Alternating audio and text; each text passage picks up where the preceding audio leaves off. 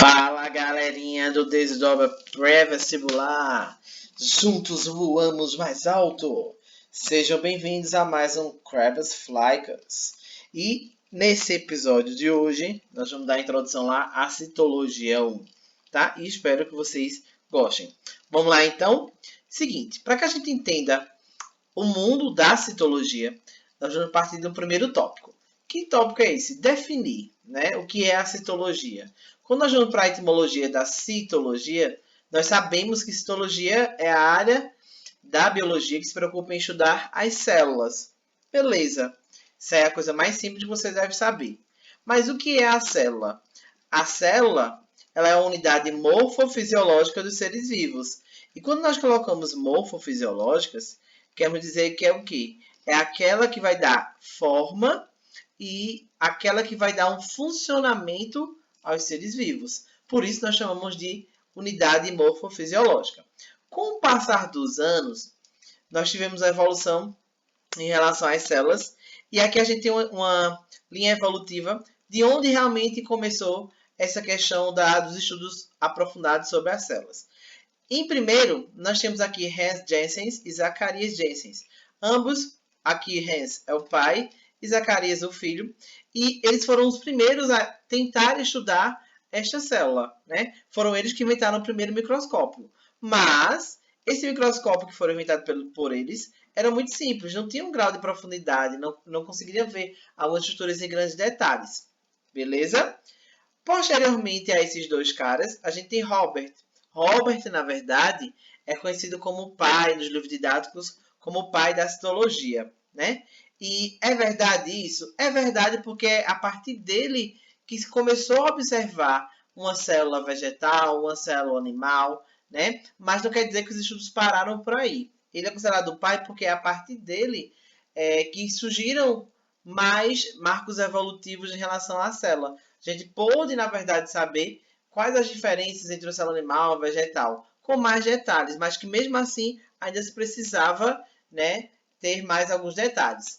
Leu, né, lá no século XVII, ele observou os primeiros micro-organismos, só que mesmo assim, ele pegou os estudos ainda de Robert, só que mesmo assim, Liu, ele ainda não tinha grandes detalhes, porque os microscópios ainda não eram avançados, né, igual ao que a gente tem hoje.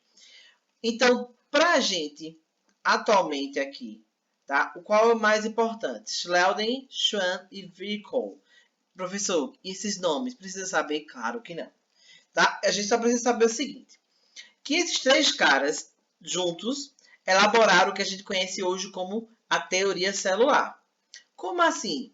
Esse primeiro cara aqui, bonitinho, ele diz o seguinte, ó. Todos os vegetais são formados por células. E aí, o outro diz, todos os animais são formados por células. Aí chega o último e diz, toda célula vem de outro pré-existente.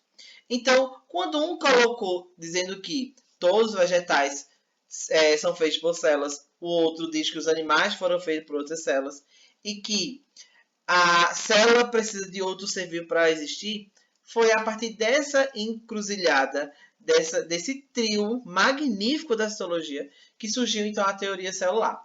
Então, a partir do estudo desses três caras, não vamos desprezar os que tiveram antes, mas é a partir desses três caras que nós realmente temos a teoria celular. Juntando todas essas informações, em dizer que os vegetais são formados por células, os animais são formados por células e que a célula vem de outro pré-existente, nós temos o postulado da teoria celular. Esse postulado foi feito a partir dessas três informações. E o que teria esse postulado? Todos os organismos são formados por célula. Só que ainda hoje se tem muita dúvida em relação a isso. Ok, nós sabemos que todos os seres vivos são formados por células. A grande discussão dos cientistas é falar sobre e os vírus? Pois nós sabemos que os vírus não têm célula. E aí, por isso, você deve ter em mente e entender que, por isso há uma briga de dizer que esse cara é um ser vivo ou não.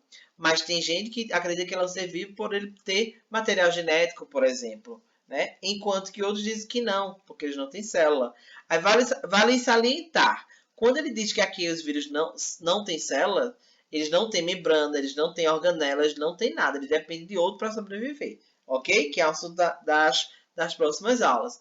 Visto esta evolução, nós temos várias teorias. Teoria mista, teoria, né, endossimbiótica. E dentre essas duas, a mais importante para a gente é a endossimbiótica. Como assim, professor? É uma teoria que vai explicar o surgimento de algumas células, em especial as mitocôndrias e os cloroplastos. As mitocôndrias, as magníficas, olha aqui embaixo, bonitinha, ela sim, né, a mais poderosa de todas. E também a gente tem os cloroplastos. São duas organelas, tanto as mitocôndrias como os cloroplastos, que herdaram material genético próprio. E no largo da evolução aí, como é que eles herdaram esse material genético próprio? Eles herdaram esse material genético próprio a partir de uma bactéria heterotrófica, que foi diferenciando, né? E por que endossimbiótica? Endossimbiótica quer dizer o que? Endo, dentro. É que as mitocôndrias se invaginaram, ou seja, entraram dentro dessa bactéria e a partir dessa bactéria conseguiram pegar o material genético. O mesmo aconteceu com o cloroplasto. Qual a diferença? É que o cloroplasto ele não pegou uma bactéria heterotrófica, ele pegou uma bactéria autotrófica. Provavelmente é o que pode fazer quimiossíntese. Tá ok? Então a gente tem então a teoria endossimbiótica. Simbiose quer dizer troca. Ambos aqui saíram ganhando, ninguém saiu perdendo, tá? É só você imaginar, você e sua mãe, a teoria endossimbiótica. Né? É lindo isso, onde todos saem ganhando. Até que ela aprenda a mira do, né, chinelo. Mas aí é um caso à parte. Beleza, gente? Então essa é a visão geral sobre a questão da citologia. Outro ponto importante que nós temos que entender sobre a citologia é classificar as células. Nós já vimos e entendemos lá no slide anterior o que é a célula. É a unidade morfofisiológica dos seres vivos, ou seja, é aquela parte onde vai dar forma e onde vai dar um funcionamento das células. Ok? Beleza?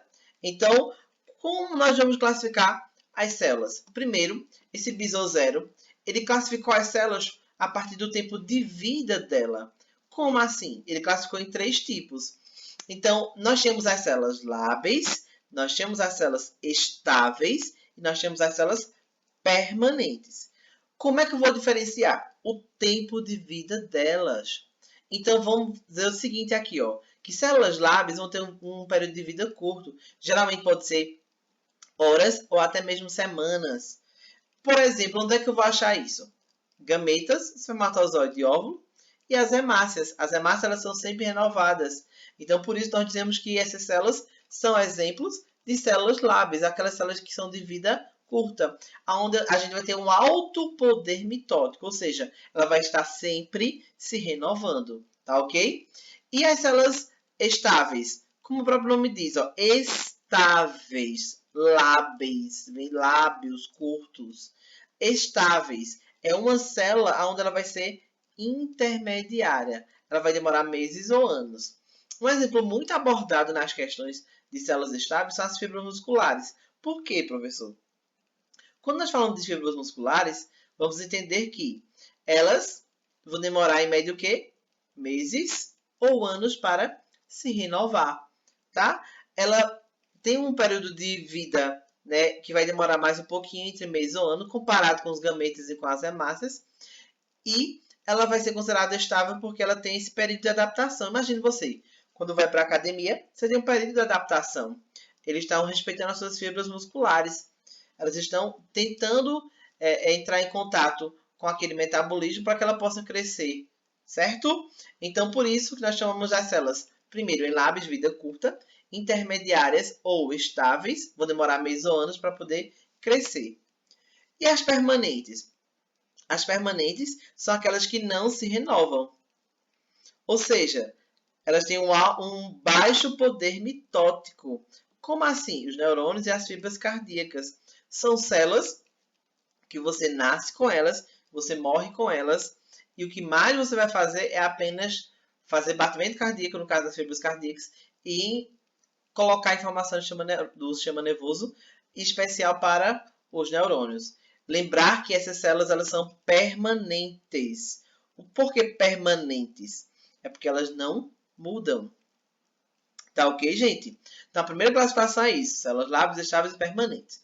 Outra classificação que também é utilizado em biotecnologia é a potência celular. É, por exemplo, aquele poder que as células têm em se transformar em outro tipo. Para isso, nós classificamos, então, as células em 3 tipos. As totipotentes, as pluripotentes e as multipotentes. Como eu vou diferenciar? Imagine que as totipotentes é a fodona.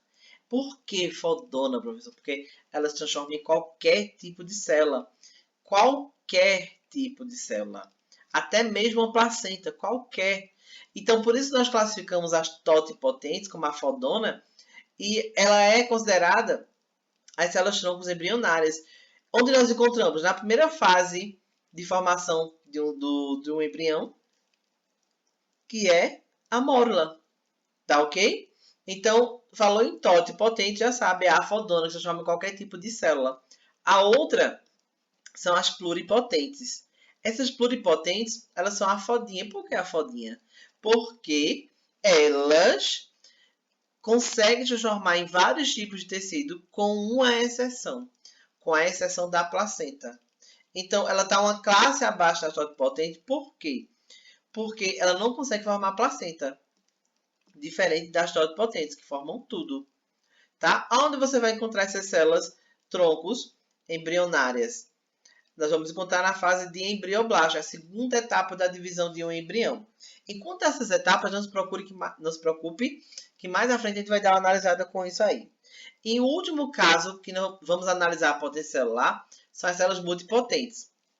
São aquelas células adultas e aqui são aquelas células que são consideradas não embrionárias. Ou seja, a medula óssea, muito comentada, tá? Então, guarda bem essa potência celular, porque mais à frente a gente utiliza no módulo de biotecnologia. Tá ok, galerinha? Então, essa foi a primeira aula. Espero que vocês tenham gostado. Então, deixa o like, curte, compartilha. Brincadeirinha, tá ok? Até a aula 2 com a comparação entre as células eucariontes e procariontes. Tá ok? Valeu!